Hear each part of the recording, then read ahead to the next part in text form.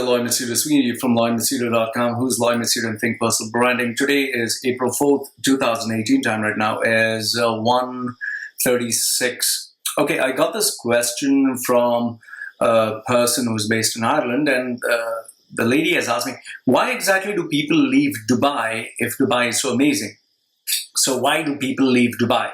Now, I just spoke to a couple of my friends who have left Dubai, including myself, and I came up with 20 reasons. So here, let's quickly move on. 20 reasons why people leave Dubai. Okay, the first one is there is no future. All right, there's no future in Dubai. One of the biggest problems that people have is you can be in Dubai for 5 years, 10 years, 30 years, even 60 years. You can literally be born in Dubai, but the day you are no longer of any use, the day you don't have money to buy yourself a visa, or the day you do not have a visa, they'll tell you bye-bye. So then you're nowhere. So the first one is there's no future in Dubai. The second reason why people leave Dubai is the frustration that comes from corporate racism. An Arab local will always get paid like 10 times or 7 times or 8 times more than, let's say, an Asian for the same job response, same everything, and you'll also have more powers. So this kind of corporate racism exists.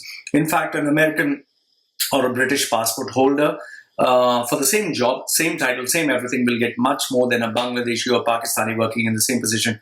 People will deny it, but this is a fact. In fact, some of the companies have 2 HR departments. One is for locals and one is for non-locals. And this is a fact, I'm telling you, being there for 36 years.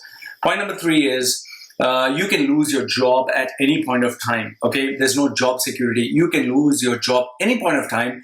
And that is one of the biggest things that really bothers people. Like you can be, let's say, for example, you're really a star performer in your company, or let's say you're an average guy. You don't have any problems with the management. One fine day, the company is not doing well or whatever, you'll just lose your job. Or they can say, they can just change their policy and say, we're cutting down costs, and you can lose your job. And job insecurity really kills you. The next point, point number 4, that is related to the previous one, is after you lose your job, that is where hell starts, because you have a 1-month grace period. However, some companies, if they are really, kind or compassionate, they'll give you 2-3 months. But normally after you lose your job, within 1 month, if you don't find another job, then you have to leave the country. And just imagine, if you have a bank loan, you have a credit card, you have an auto loan, your children are studying, your wife is dependent on you, your parents are there, just imagine the disaster. And then you'll not even have the negotiation, you'll not even be in a position to negotiate a good salary. You'll have to grab whatever comes your way. Why? Because of the visa. Okay. Point number 5 is career stagnation.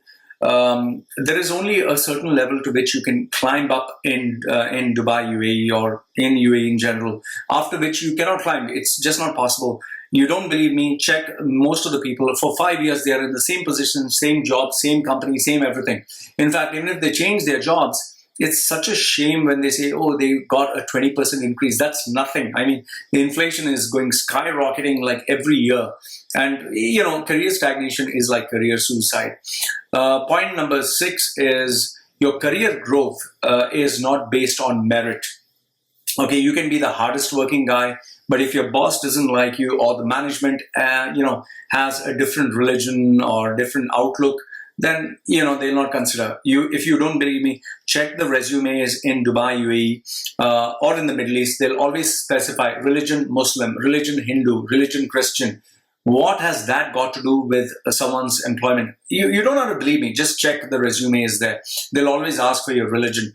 And that is why if you check some of the companies, I'm not exaggerating, when it's, Muslims pray 5 times a day, all of a sudden these guys in the engineering company, all of them will stand up, especially in Sharjah.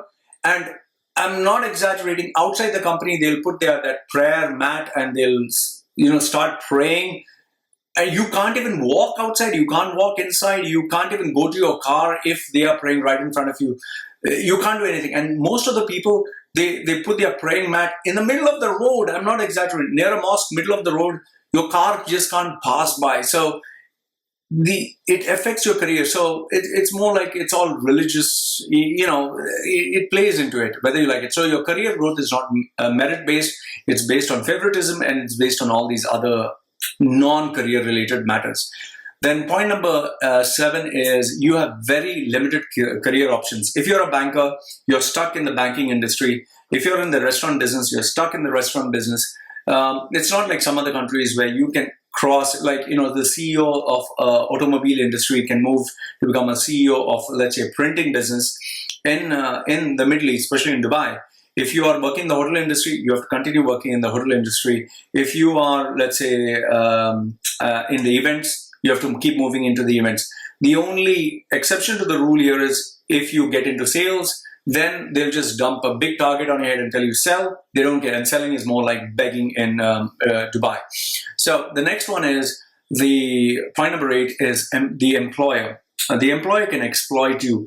Remember this, the employer has the funds, he has the contacts, he has the lawyers, he has a legal team, he has the experience, he has the expertise, he knows the law of the land.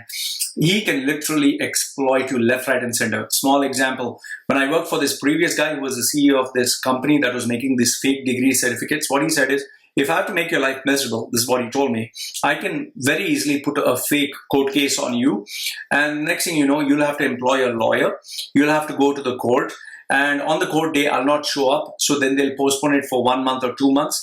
And then you'll have to wait again and come back again. Again, you have to pay the expense. And I'll keep doing this for 6, 7 times. The case will keep going on. I'll put on a new case. And the problem is he's a businessman. He has the revenue coming in. I'm an employee. I can't work anywhere because I'm still on his visa. I can't leave the country because until the case is dropped. So basically, the employer can really fuck up your life big time if he wants to. Okay, seriously, this is not even a joke. I've known cases where they put even false claims or false cases on people, and that has gone for years and years until the guy's broken down and begged.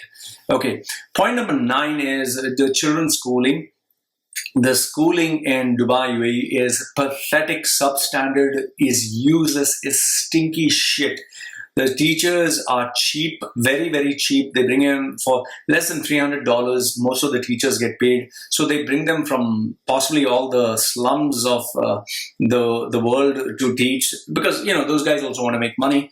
And they charge children like a hell lot of money. There are good schools, but it's a bomb.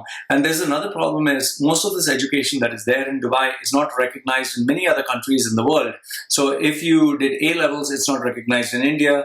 And if you did CBSE, it may not be recognized in Canada or Australia. So children's schooling really, really gets impacted. Their futures really get impacted. Point number 10 is the children do not have any natural surroundings. Dubai is a desert. It's freaking hot. It goes up to 50 degrees. You can literally put an egg on the road, on the tar, and you'll see it almost fry. It's that hot. People die of heat waves. It's 50 degrees. I'm not centigrade. It's so hot. You put a metal plate, it becomes as hot as fire. You'll sweat within less than a minute. So children have no natural surroundings to play. There's no gardens. It's just these parks are, far off, or there are only shopping malls. So children are normally stuck in the house. They can play below the streets, which are not so safe. And then they're stuck with gaming online. So children do not have natural surroundings like forests, like gardens, like how it is in your hometown. The temperature is not designed to support your children to go out, so they are stuck in. Then point number 11, like I told you, is because you don't have a future, you're in no man's land. So you can stay in Dubai. Let's say I stayed for 40 years. Now, even though I have an Indian passport, when I go to India, nobody knows me. I don't know anyone. I don't feel like in India. India doesn't want me. They call me an NRI, not required Indian. And, then I can't go anywhere else. So it's like you're basically in no man's land. So it's like this is a stopover where one fine day you go to any other place, nobody gives a damn, and nobody gives a damn about you. So you're in no man's land. Then point number 12 is there are no legal rights, which is a fact because the legal rights are designed to support the rich, the powerful, and the citizens. Keep this in mind. If you don't believe me, an Arab local, powerful, influential Arab local makes a case on you, you're finished. And if a lady makes a case on you on anything, you can be jailed for life. And you just have to Google. Just Google. Don't believe me. Google Emirati lady, UAE lady. She filed a complaint against an Australian woman for just taking a photograph. That lady had parked her car in two people's parking space or in a disabled parking space. That Australian lady just took a photograph and said, they should no parking. That's all she said. She didn't know whose car it is, what. This Arab lady, she complained to the police. This lady, Australian lady, got deported. So it's not a joke. I was jailed. And I was going to be put behind bars for life because one Arab lady said that I spoiled her name. I don't want to get too much into these details. I never did. But the thing is, how could I prove it? So the guy, inspector, said, listen, I know you're innocent, but if she files a case, you're finished. So I pleaded, I begged her. I said, please, I'm sorry if I did something wrong. I'm sorry, I didn't do anything, but I beg you, don't ruin my life. And she said, okay, in the name of Allah, I forgive you. Yalla, bara, no problem, forgive her. She took the name of God or something, and the inspector said, okay, there's no case, yalla, go. I'm telling you this. This is you don't have any legal rights. If an Arab local puts a case on you, you're finished. Okay. Point number 13 is the hospitals, the medical treatment is over fucking priced. Don't believe me. Just check Gulf News. You'd see, like, my friend who is in the hospital has told me this. He used to work in a hospital. He told me doctors have been instructed by the people that they should go for a cesarean and not for a normal delivery, because a normal delivery is 8,000 dirhams, cesarean is 25,000 dirhams. So which do you think the doctors want more? Because they have a target. And the doctors will mandatorily give you 5 different tests. Okay, which you don't need. Why? Because each test costs money, and that's how they make money. And on top of that, I've even known doctors, these guys from Delhi, some of the doctors, I don't want to take the name because this is a very reputed hospital. They actually amputate, get you sick because they can make money. This is happening. This is happening not just in Dubai, many parts of the world. They literally, like, for example, keyhole, this thing, they put the camera inside. Like, your knee is paining, and what they do is they give you anesthetic just to numb the area, and then they actually make a small incision, a cut, and then afterwards it becomes back to worse, and then you have to get an operation. In fact, one of the operations that actually happened, and I don't know whether this was, I'm not too sure whether it was in the Middle East, don't know which part of the thing. My friend told me this. He was in the operation theater with his other friend. They were doing this operation for the knee. And the patient had paid money for the main doctor. But after this guy, got anesthetized or whatever, and he was sleeping, the doctor went back to his room, and these guys had to do the knee replacement surgery. And after cutting it open, they saw a perfect knee. And they called the doctor and said, doctor, this is a perfect knee. Why should we do the knee replacement? The doctor said, the main guy, your salary is being paid on time, right? Just do your fucking job. That's about it. They threw away a perfect knee. And this is happening. This is really happening. So be careful. The overpriced hospitals are just out there to make money. That is why. Why do you think so many people, when they get their treatment done, they go to India, they go to places where they can trust a doctor? Because today it's just become business. And that is why you'd see many cases where children are being born, they are being put into these incubators, and the bills are coming to millions, where these poor Filipino families, poor Indian families, they, just imagine you're earning hardly $2,000, $3,000, and you have to shell out hundreds of thousands of dollars just to pay the bills. So the prices in the hospitals, they are overpriced. There's no hospital for humanitarian purposes there.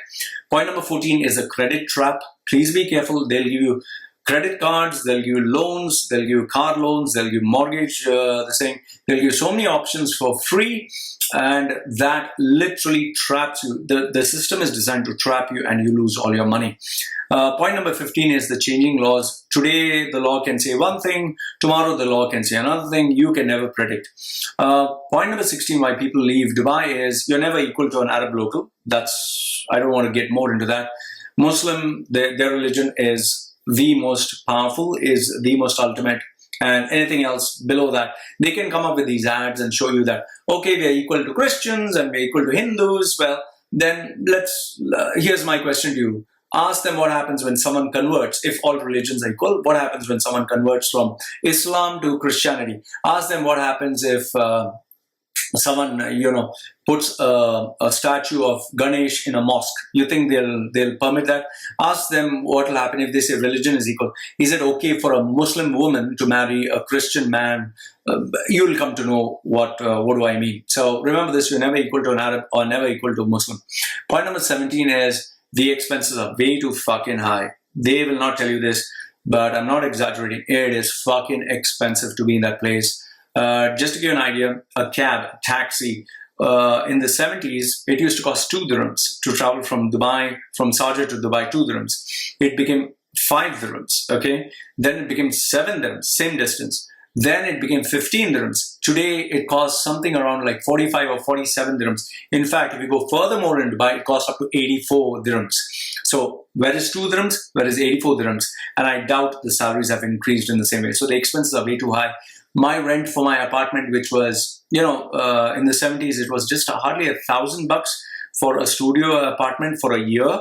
Today, a studio apartment costs nothing more, some places 35,000, some places 47,000, and it depends.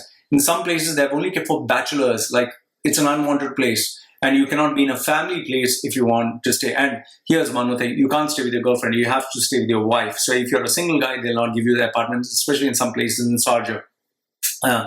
Point number 18 is a hidden cost. Everything has hidden costs. Even if you buy property, it has hidden costs. They will tell you it's maintenance charges, it's cleanliness charges, it's expansion, biological, municipality, whatever. There are always hidden charges for everything. So do not end up buying property there. Point number 19, why people leave Dubai, is the rent. It's a killer. The majority of your revenue, your salary, goes into paying rent, and rent always increases. I've never heard of a situation where rents came down. That is only during the crash. So it's like they literally wait for the market to crash and the houses to be empty and the economy to be dying, and then out of desperation they'll lower it down. But then the minute it gets back to normal, they'll spike it up. I've known cases where they've increased the rent by almost 100%. I'm not joking. From 27,000 to 54,000, same space. So you can imagine if you're paying an annual rent, you're from 50% of your salary, if it's going for rent, you and your partner are just working to pay rents. And last, if not the least, the 20th point is you cannot tell the truth. You cannot speak your voice out. You cannot use social media. And the news is always muffled. So these are the 20 reasons why people leave Dubai. Maybe I'm wrong. You can say maybe I'm wrong. Maybe I'm just speculating. So put your comments down below. Let me know what you think. Good, bad, ugly. Like the video, give it a thumbs up. Don't like, give it a thumbs down. But like I said, there's no country that's perfect. There is no place that's perfect. Every place has its drawbacks. You wanted to know why people leave Dubai. Well, these are the reasons why people leave Dubai. Let me know what you think. And this is me signing off for now. Take care.